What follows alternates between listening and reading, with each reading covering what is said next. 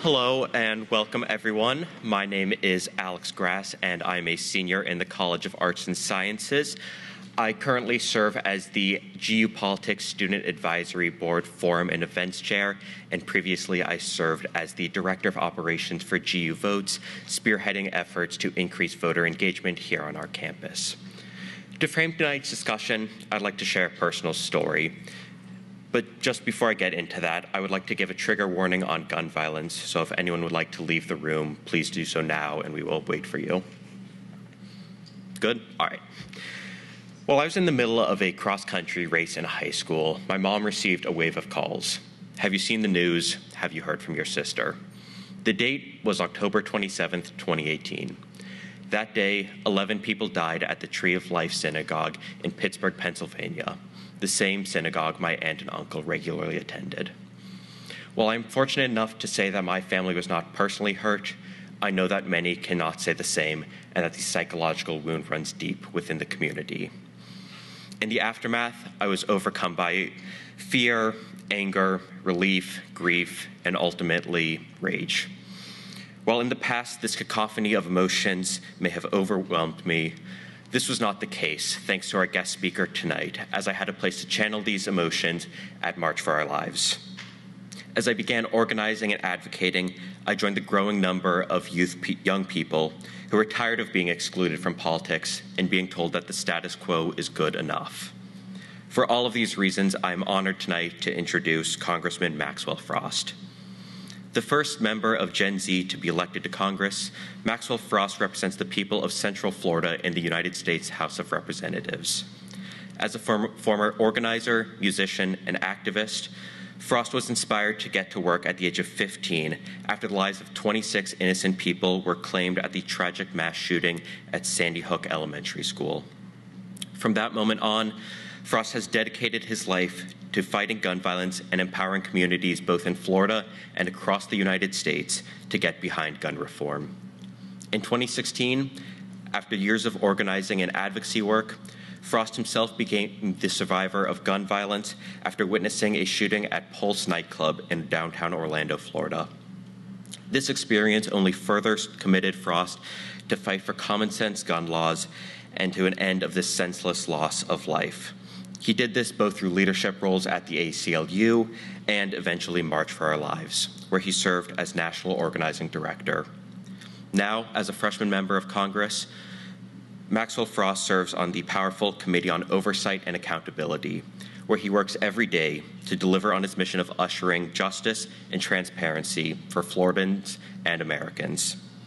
Tonight's conversation will be moderated by Wesley Lowery, Pulitzer Prize-winning journalist and Spring 2022 GU Politics Fellow. After the conversation, our speakers will take audience questions in a Q&A format. Without further ado, please join me in welcoming to the stage Congressman Maxwell Frost and Wesley Lowery.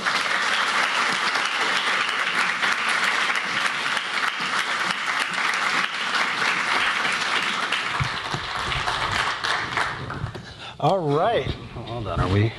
Just make sure. All right, we're all mic'd up. Thank you guys for being here. I'm really looking forward to this conversation. Congressman, thank you for being here as well. I'm gonna ask a few questions, but you all are the stars of the show because I know you've got important questions and I really value.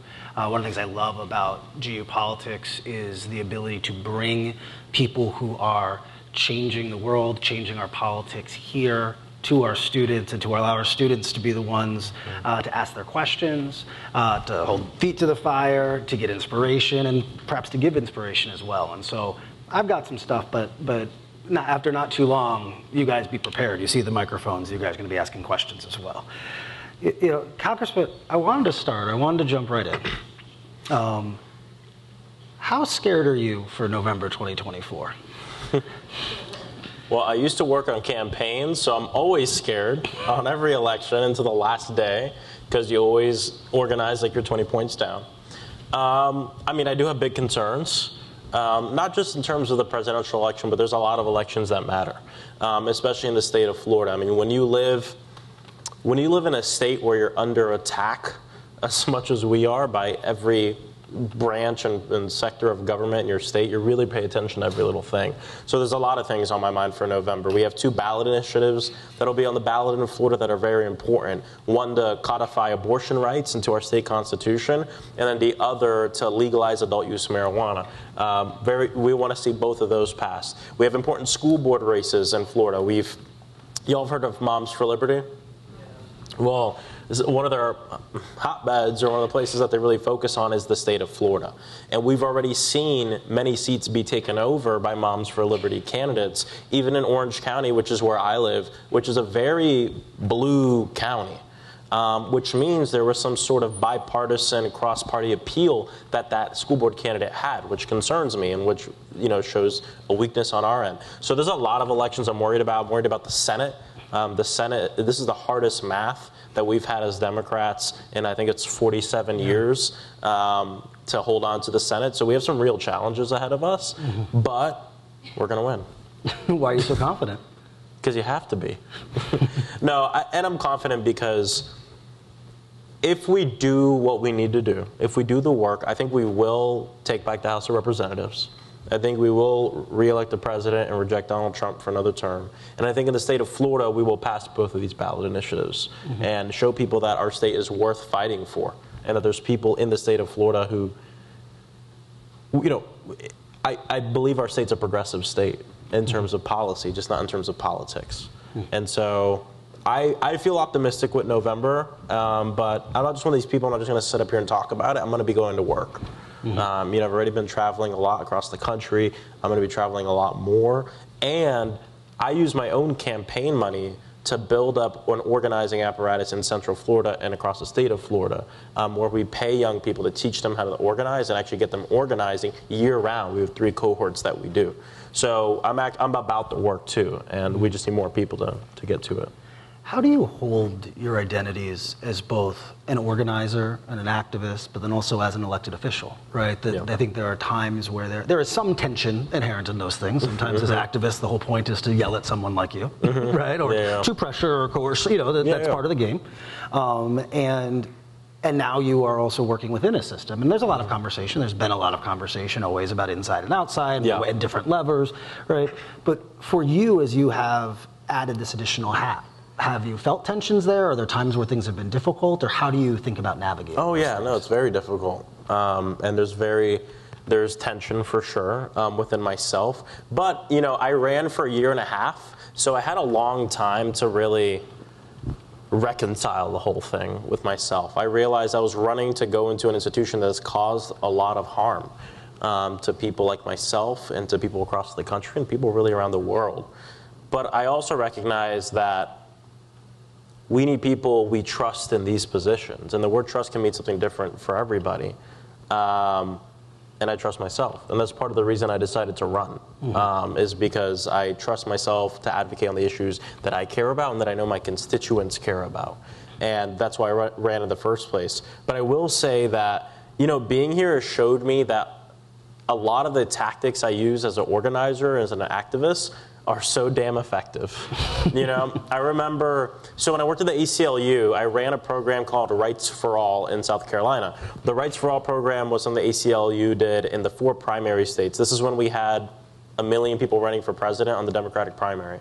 And the thought process was, one of these people is probably going to win, so let's get them on the record on civil rights and liberties on many different issues. So I ran the program in South Carolina, and so everybody that was running for president, we bird dogged relentlessly. Bird dogging is when you walk up to a candidate or a politician, you ask them a question, and you just get them on the record. But it's not about one video, it's about multiple over the course of time. You can see how someone develops and changes their answers, and that's how you can kind of work with them and also hold them accountable. So it was my first day of being elected. I had one of my best friends from high school with me. We're walking around the Longworth basement after the 3 attempts to elect Kevin McCarthy as speaker.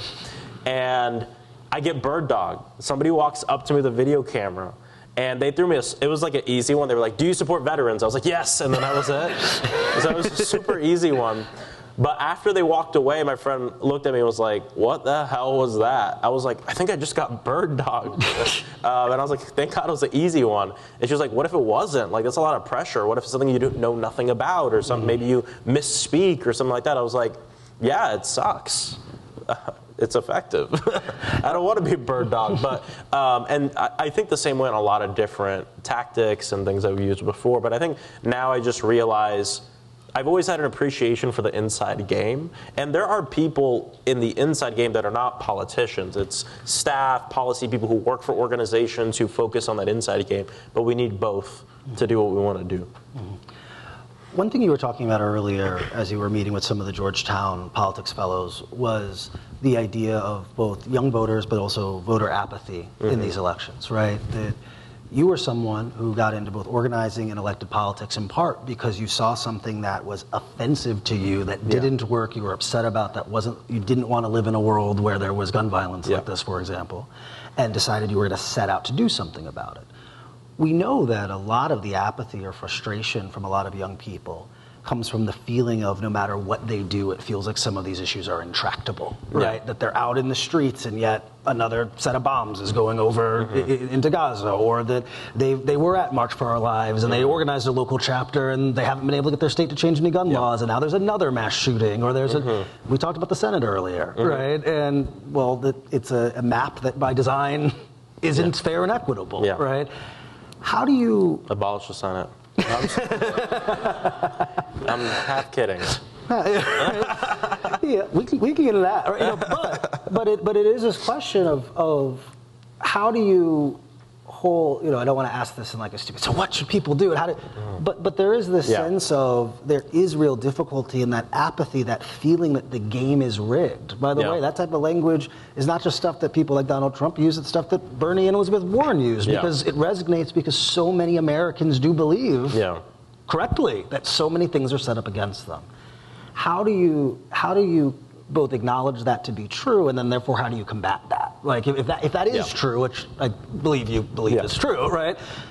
What do you then do to someone who says, well, then why should I? Why should I show up? Why should I vote? Why should I turn out? No, that's a great question. I kind of spoke about this a little earlier, and I think, you know, I have a very specific type of organizing. It's based on a lot of love, and it's based on a lot of grace. And what that means for me, for instance, when I got sworn in my community, I did a community swearing in, which isn't like a real one. The real one's here, but you do it so people feel part of what's going on. So I hosted one in Orlando. We had about 1,100 people come out, and we did it in a gym of a community center. And I actually wrote a pledge for my community. And what I said is I did my pledge, or I did my swearing in, and I said, we're all actually going to do a community swearing in because this work is bigger than just Maxwell Frost. And part of it was I will not shame apathy, but I'll inspire action. And that's really, really important to me, especially as someone who's invested a lot of time and energy into the youth vote. Because I think the first step is acknowledging and validating the root of people's concerns. And the problem that you see in a lot of politics is there's a lot of shaming. There's a lot of demeaning people. Oh, what, you don't think it's important to vote? You know, or you want to vote for somebody else? You must love Donald Trump. And I don't see that, even though some of it might be true in terms of the strategy, I don't see it as an effective way to speak to another human, especially when they have very valid concerns. I mean, if someone comes up to me and says, I don't want to vote right now because of the atrocities and kids being bombed to bits in Gaza, the first thing I'm not going to look at them and say, well, I guess you like Trump. But that's kind of what's going on in a lot of this discussion and this organizing that I see popping up. And it worries me because what that can do is turn off a voter for not just this cycle, but multiple cycles. And sometimes not even just multiple cycles, but for the rest of their lives. And when you speak with a lot of older folks, and I encourage you all to look into this, when you speak with, and most of what I have here is anecdotal from being an organizer, but when you speak with a lot of older people who are not voting or they feel apathetic to voting, it started a long time ago. It started in their adolescence. It started, you know, when they were teens or in their early 20s that they stopped voting, and it carried. And I think that's something, especially us as a Democratic Party, that we have to pay close attention to. We're the party of big coalition. We don't throw people out. Even if you don't vote in this election, we don't throw you out. And I think that's really important. And I think that's the way that we build the real coalition that we need to fight for the world that we want. And that's on either side, not just like young progressives who are disillusioned with the system. And there's a lot of energy around that and getting them to vote. But there's also similar impact on the other side of the spectrum.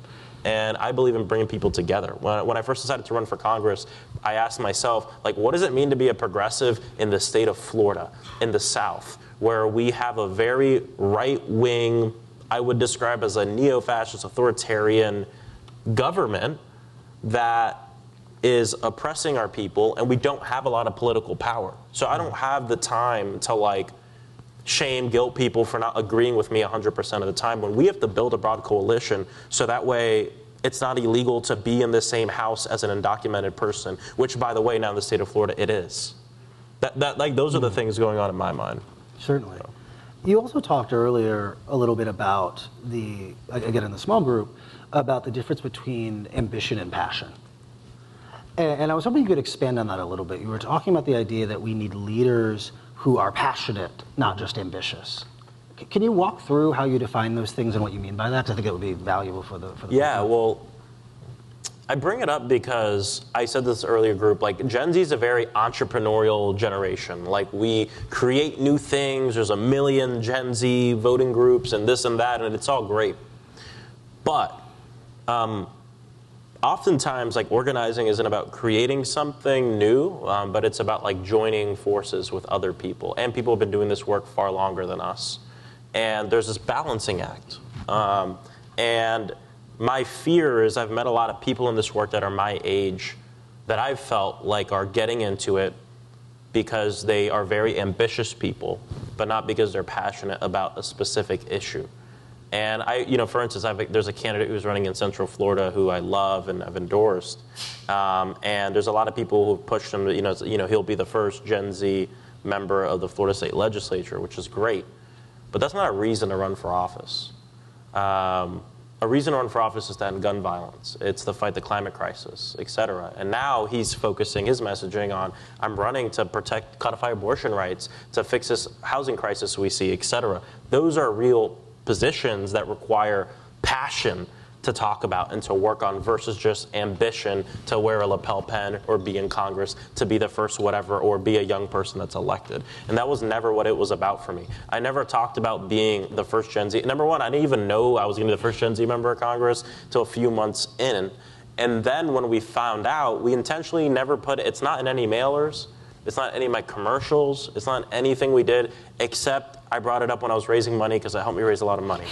But other than that, in terms of communications to my voters, we never talked about it because I didn't want it to be about that. That's important.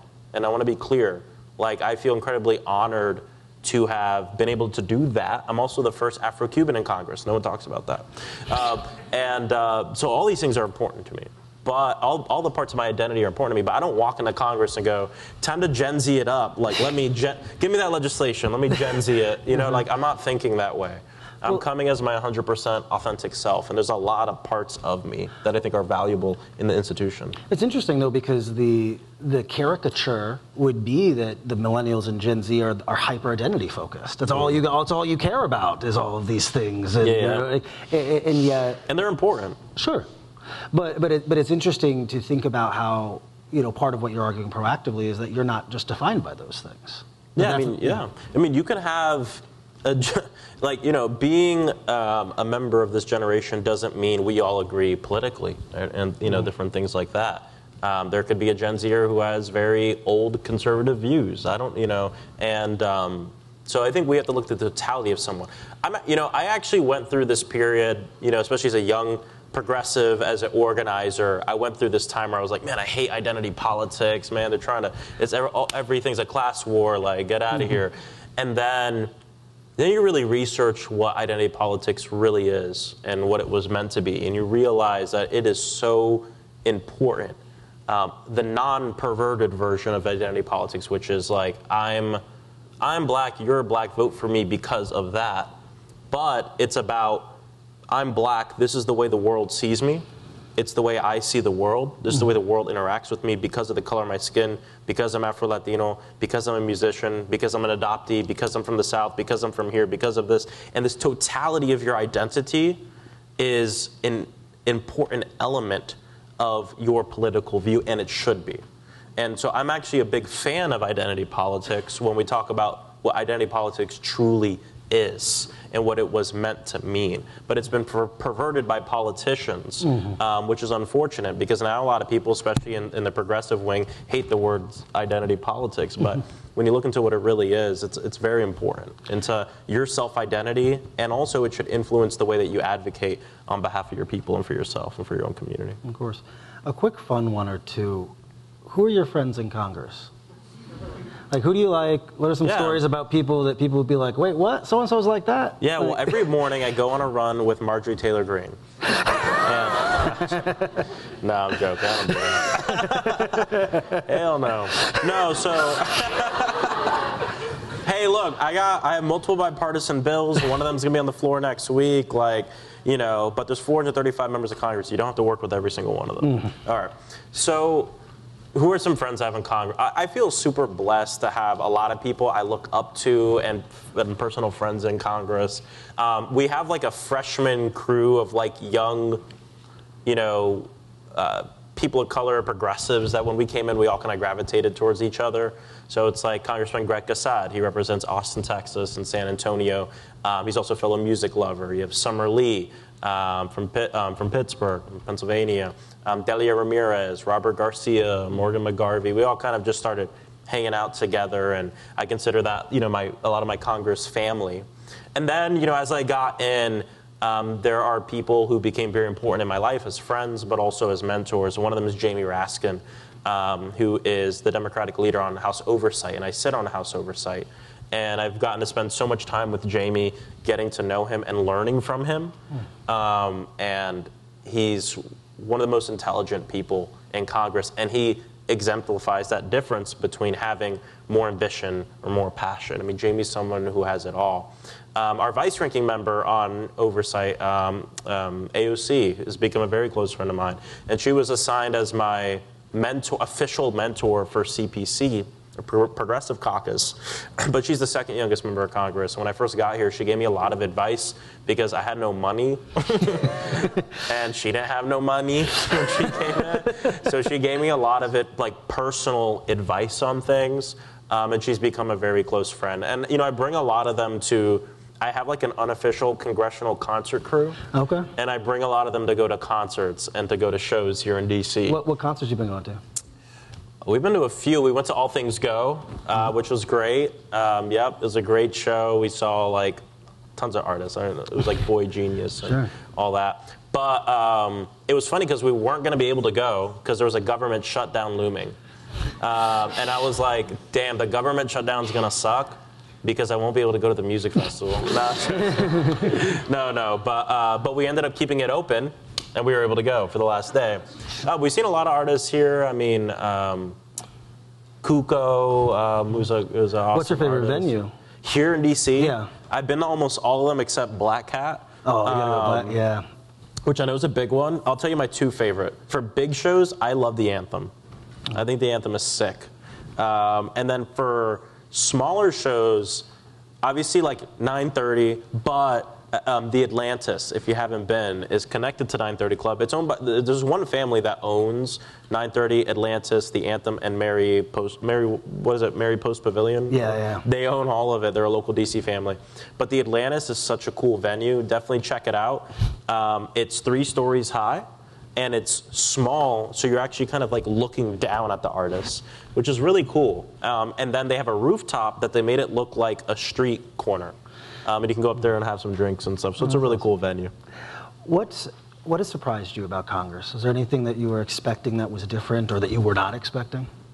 Yeah, that and a lot more.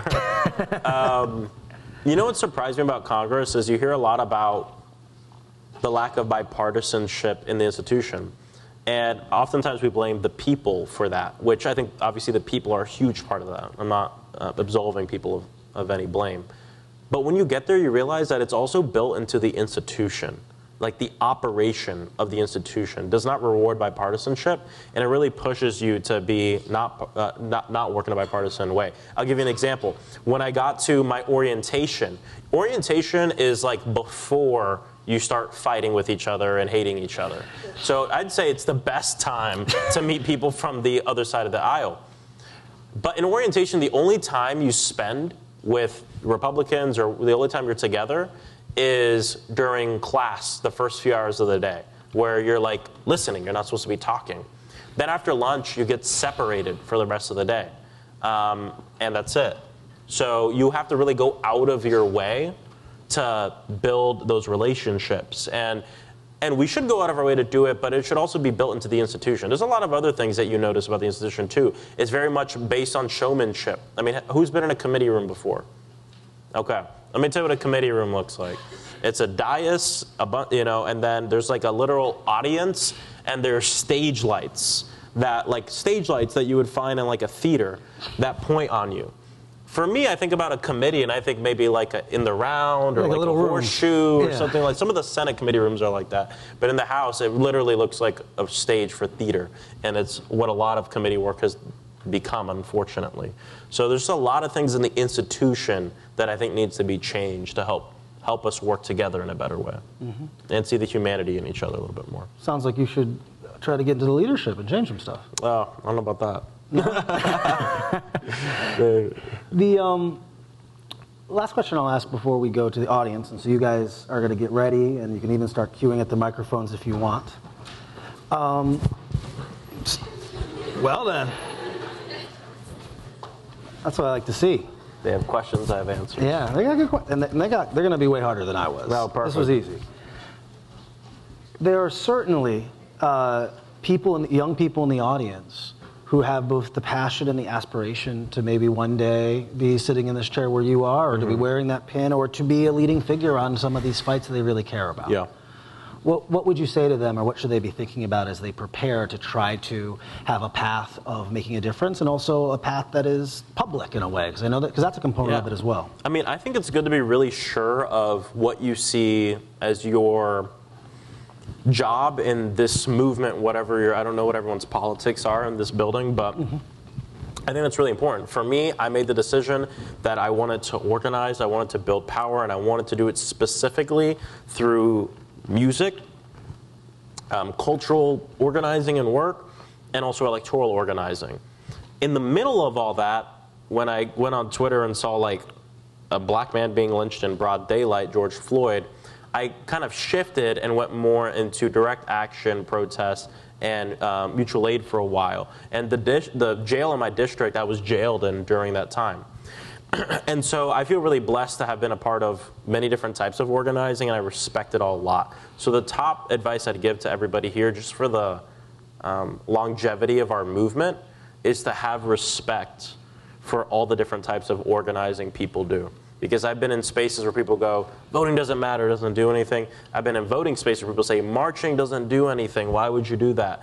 And I know for a fact that we have to use every tool in our toolbox. So whatever you choose to do, be proud of it and know that it is important to the greater timeline of justice for our people and the world that we want.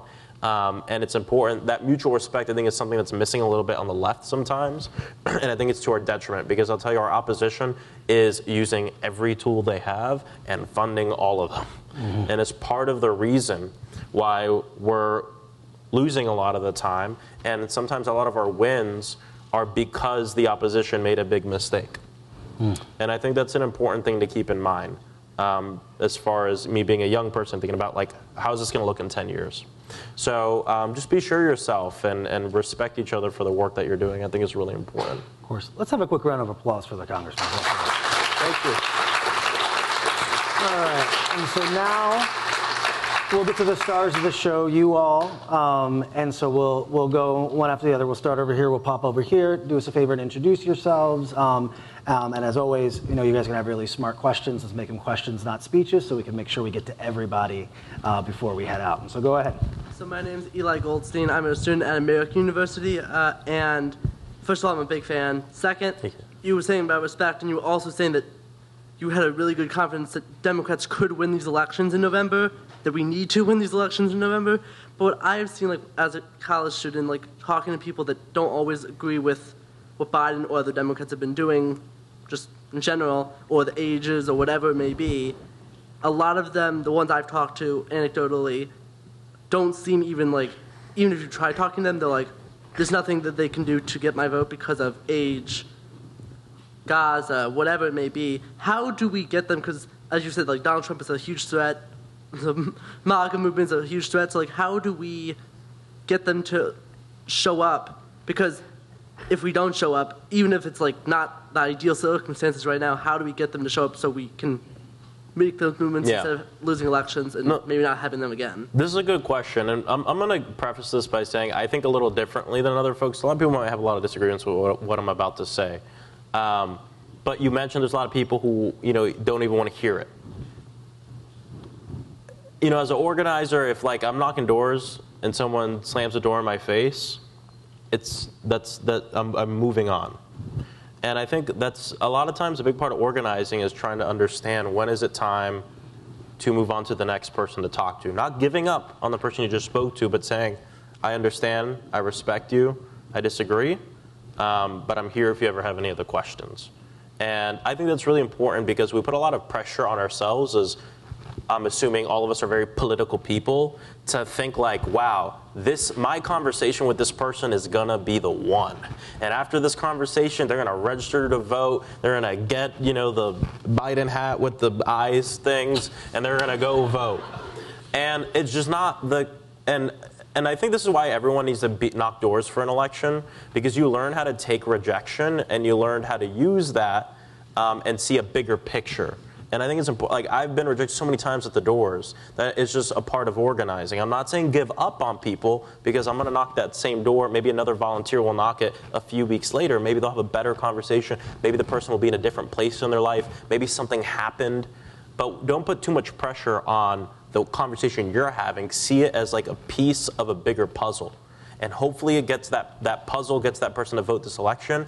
It might not. Maybe it'll be the next election. But we got to be careful, because if we push too hard, we risk losing that person for many cycles. And that's the way I think about it. Half of this country doesn't vote. There's a big potential electorate out there that might look a little different than the last one. Political coalitions change and they morph.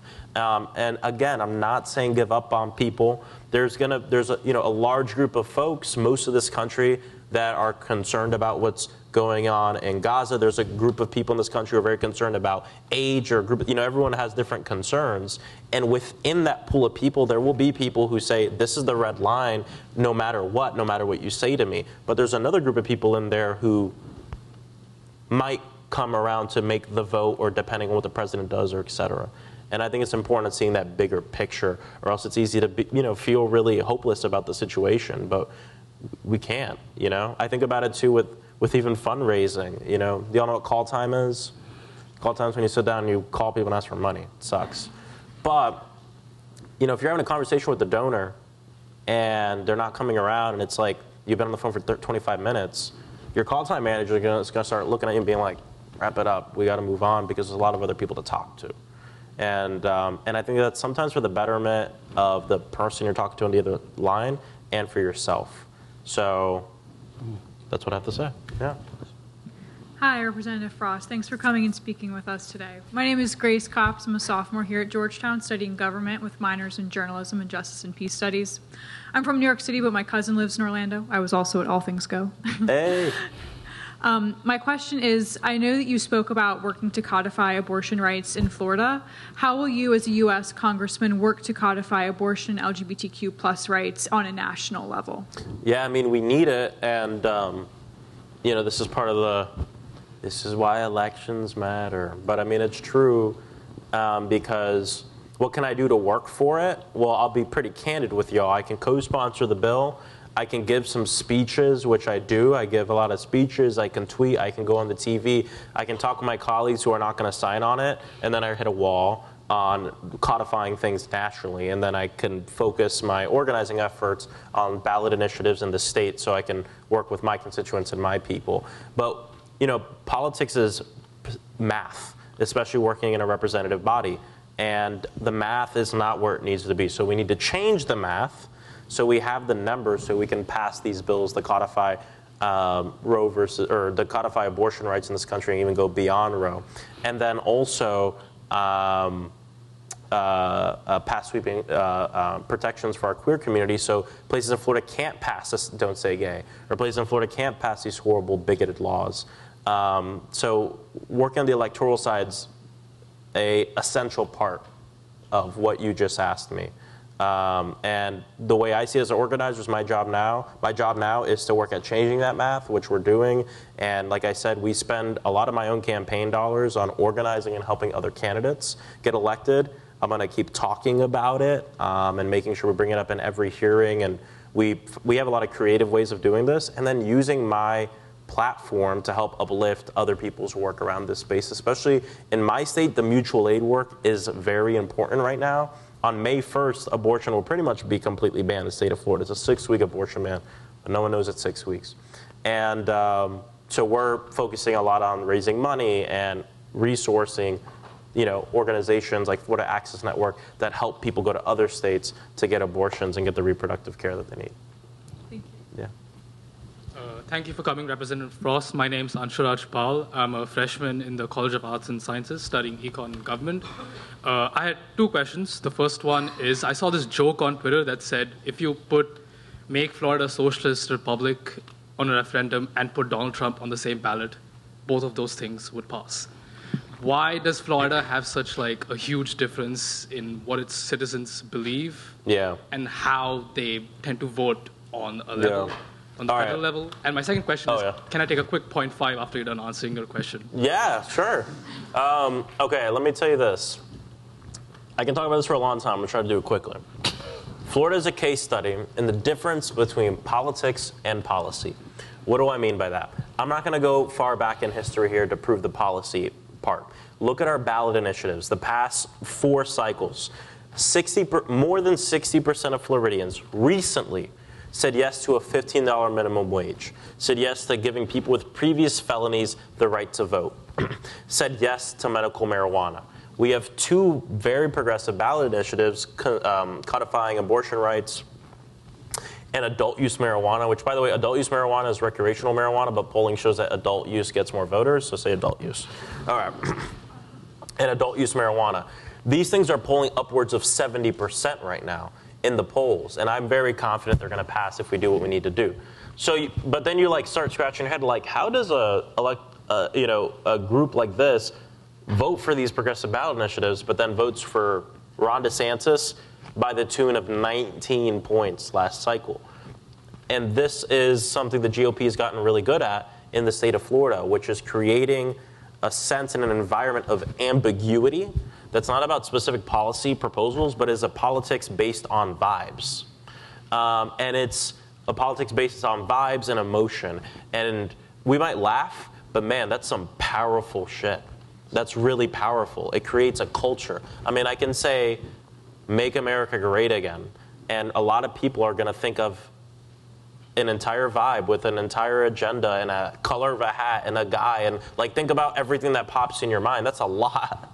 And it's dangerous, and we haven't done that in Florida. And so as a Democrat, so what we need to do is get really back to the basics and connecting our policy and what we believe in to our candidates. In Florida, there'll be a Republican commercial that says, let's say I'm running for Senate or something, which I'm not. But a commercial goes and says, Maxwell Frost is a socialist who wants to defund the police. What the typical Florida statewide campaign would then do is spend their war chest on an ad that says, no, I'm not. And I don't know about you, but no, I'm not's not a really compelling message. And that's where we, again, take steps back from talking about protecting Social Security and Medicaid, talking about codifying abortion rights, talk about ending gun violence, talking about ending the climate crisis, which is the climate crisis is here. People in our state are feeling it every single year. When you talk about it, it actually crosses party lines in the effectiveness of the messaging. So that's what we have to get back to, and that's why there's this divide. It's why Ron DeSantis talks about culture wars and wokeness. It's hard to define what it is, and that's on purpose. The strength of all these bills that the Republican Party's passed in Florida that are written by ALEC, are that there is the ambiguity of the legislation, which gives them room to do whatever they want. It's the same tactic on the political side, too. And that's the challenge that we have in the state of Florida. But we're going in a really good direction. And we have new leadership at our state party and new electeds who I think see it for what it is and want to focus on like our agenda, not saying, no, I'm not to whatever the hell they call you. So I'm about to become very unpopular, but I think we probably have time for one tight question. Tight part's on you. The question will be fine. Okay, the answer's cool. got to, because I don't want to, I'm not going to be the one who gets in trouble here. Okay, so cool. Let's ask one more. Cool. Sorry, I'll y'all. be quick. My name is Nico. I'm a senior in the college. I think when I was watching some of your interviews when you were running for office, one of the things that I thought was very impressive is how you were able to run a campaign without being the son of a multi-billionaire and not being someone who's shaking a ton of hands with super PACs. And I think that's an issue a lot of young people are facing when they're deciding whether to run for office or not. Is where do we get this war chest to run? Yeah. Maybe even just be recognized by the local party. How do you get traction? How do you get any sort of money to get going? Yeah. And so that's a question I pose to you. How do you get more young people involved when the money is not always there? Yeah, two things. First, there are real institutional barriers that keep young people from running for office. We have to fix those. Like the second part of my answer here is like, do it, and here's some tips on how you can do it and grind it out. But let's be honest, it involves an insane amount of work and people to believe in you and all these different things. And I also believe it requires a little bit of luck. Right person, right time, et cetera. There's so many people who run for office who don't make it. There's so many people who think about running for office and don't do it because of the financial burden. One of the first things I did when I got to Congress is I made good relationships with all the FEC commissioners. And I started pushing my story, saying during my election, I was in financial ruin. I was houseless for 2 months because I got priced out of my home. I had to Uber at night to pay my bills, which meant I was campaigning from 9 a.m. to 10 or 11, then Ubering to like 2 or 3 a.m. I wasn't sleeping. I didn't have a family I needed to take care of, so I was able to slum it out for a year and a half. But this is why working families aren't represented in Congress. If I had kids, I would have dropped out a few months into my election. How do we fix this? How can we allow a candidate in the eyes of our government to be seen as an employee of the campaign? And that's something I think is where we need to get to. We got a big win last year, and the FEC, under consideration of my story, and we organized some other people, expanded the ability for candidates to take stipends from their campaign so they can pay for their rent and medicine and food to like live while they're campaigning to serve their community. But there's a lot more we need to do. So that's on the reform side, and we need to like abolish super PACs and et cetera and get big money out of politics. The other side of things is, you know, we need to do this. We need people to get into it now.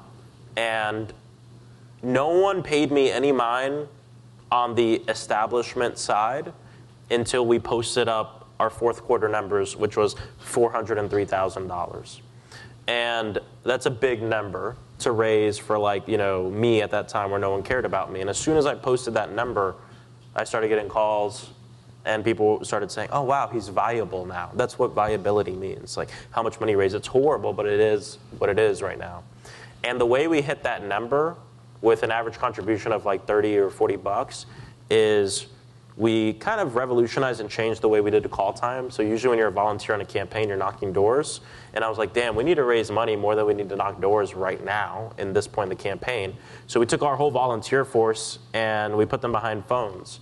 And we did, you know, these call time lists where everybody will have a list and everyone's just dialing at the same time, like 10 people dialing. And as soon as someone answered, they would just like throw me the phone and I would give the pitch. And then I'd either get the money or not get the money, and then we'd move on and we'd keep dialing. And it allowed us to do what a candidate would usually do in 10 days in 1 day. And sometimes what a candidate would do in 10 days in one shift of a day. And I worked my ass off, and it was not sustainable at all, but that's how we raised that money. But it shouldn't, running for office should not be easy, but it shouldn't be damn near impossible. And the stars had to align for me in a very specific way for this to work out. So yeah. Congressman? Thank you. Thank you. Yeah, appreciate it. Yeah. Thank you. Appreciate it.